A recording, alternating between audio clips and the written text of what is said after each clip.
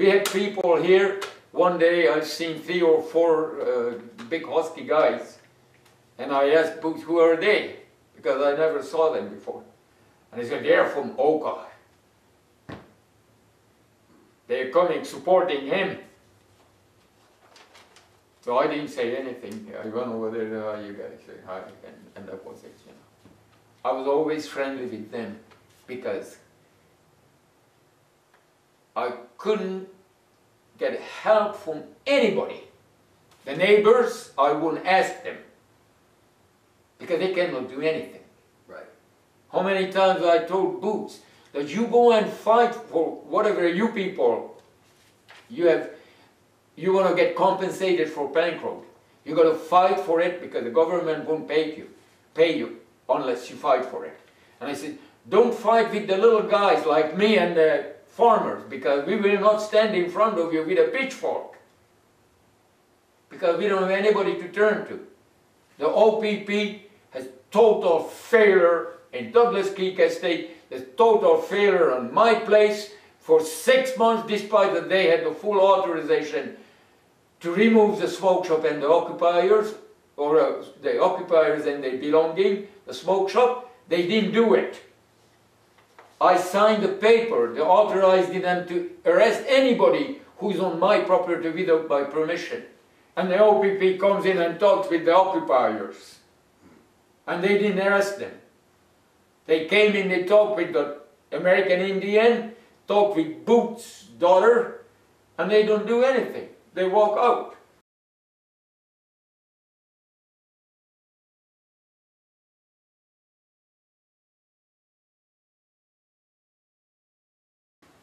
I saw them, I looked through the window, I saw them there tearing, and the trailer was there, and the dragging, pulling, and then the woman, this squaw, was cleaning up everything, you know.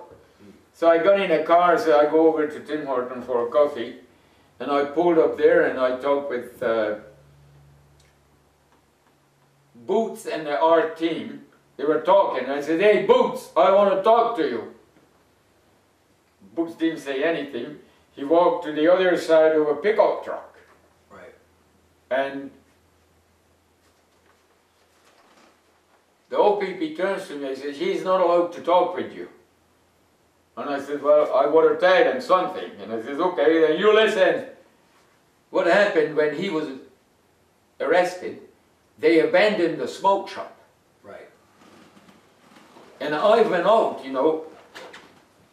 During the night I went out and I sit in my car on the driveway with a very powerful searchlight, very powerful, you know. Right. You can tell the white.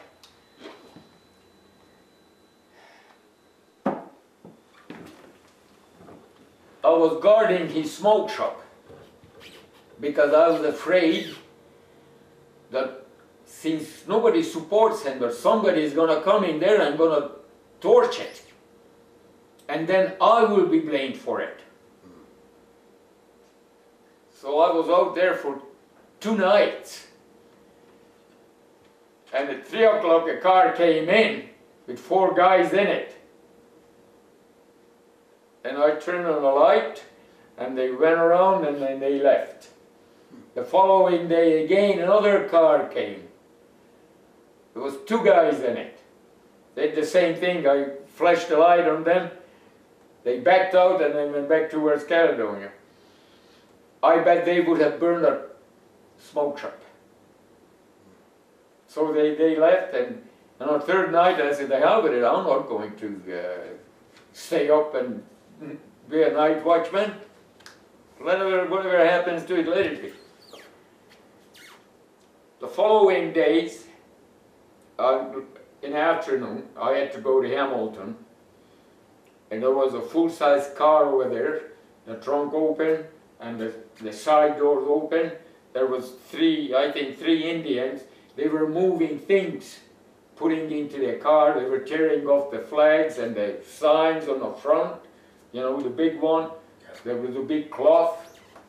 They were cutting it off and then throwing everything, and I said, oh, they are moving. I didn't say anything, I just went to Hamilton. And when I came back, it was late. Around 10 o'clock I came. I didn't see anything because I leave it alone.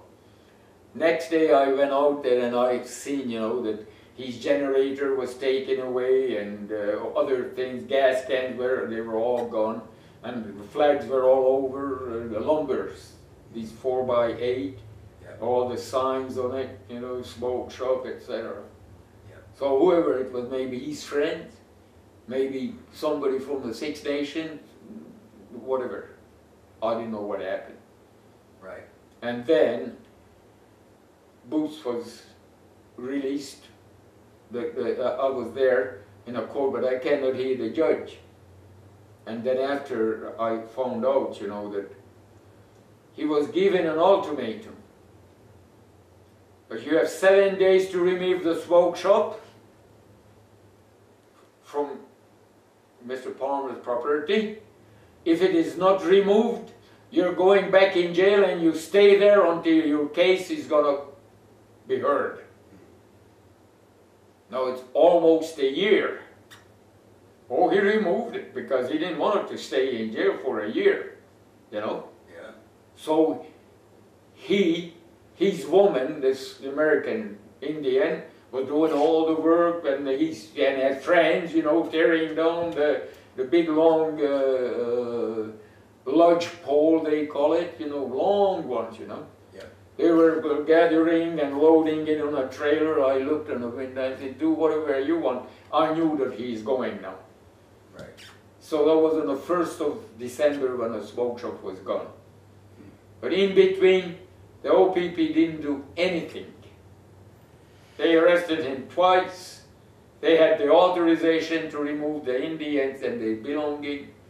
They didn't do anything. I had the paper signed for them to arrest anybody who is on my property without my permission. They didn't do anything. They talked with the Indian woman and the girl, and they didn't do anything. So I am sure that their hands are tied, the police. They have to follow the order, and the order is coming off from Boniface and then Fantino, and now who is the new one, Lewis or Wilson? Yeah, Lewis. Lewis? Yeah. Is he going to be different? No. I doubt it. He'll take the order from McGuinty. Yep. So, did I have anybody to turn to for help? No. I was left here alone. Wow. And I couldn't do anything. I bought all the coffee just to maintain peace.